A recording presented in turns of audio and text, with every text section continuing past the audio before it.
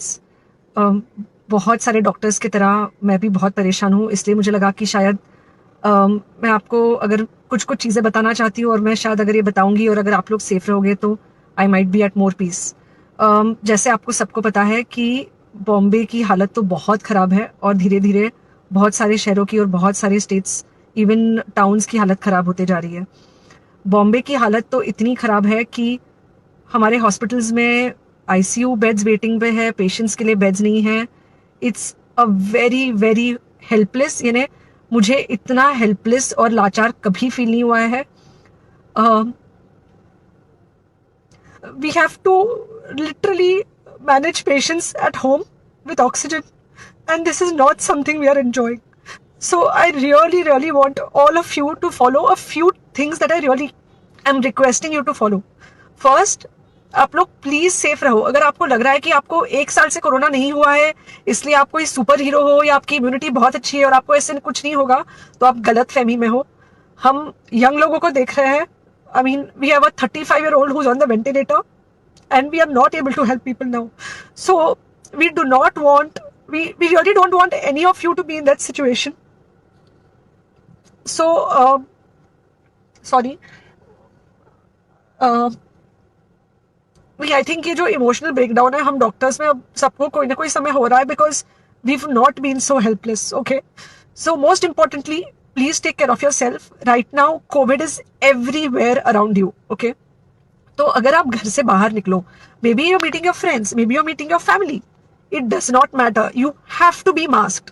Okay, just because आपको अभी 1 साल से कोरोना नहीं हुआ है या आपको पिछले साल कोरोना होकर जा चुका है, इसका मतलब ये नहीं है कि आपको वापस कोरोना नहीं हो सकता। You can still get Covid.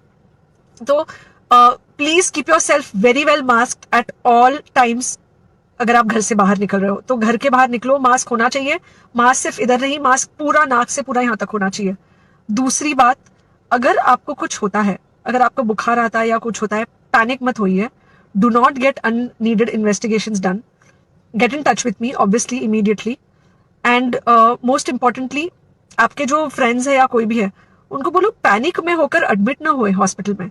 फिलहाल जो सिचुएशन है वो ऐसी है कि बहुत सारे हॉस्पिटल्स में स्टेबल पेशेंट्स एडमिट हो रहे हैं और बहुत सारे लोग जिनको एक्चुअली ऑक्सीजन की जरूरत है उनके लिए हमारे पास बेड नहीं है।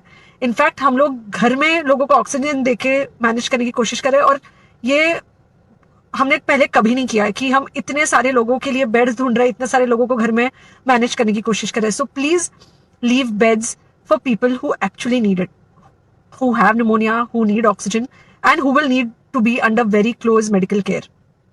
Third thing, if you have not taken the vaccine, अगर आपने वैक्सीन नहीं ली है किसी भी कारण से, हो सकता है आप ट्रैवल कर रहे हो सकता है आपको वैक्सीन की हिचक हो सकता है आपने कुछ व्हाट्सएप पे फॉरवर्ड पढ़ा हो कि वैक्सीन की वजह से कुछ साइड इफेक्ट्स हो रहे हैं या कुछ हो रहा है।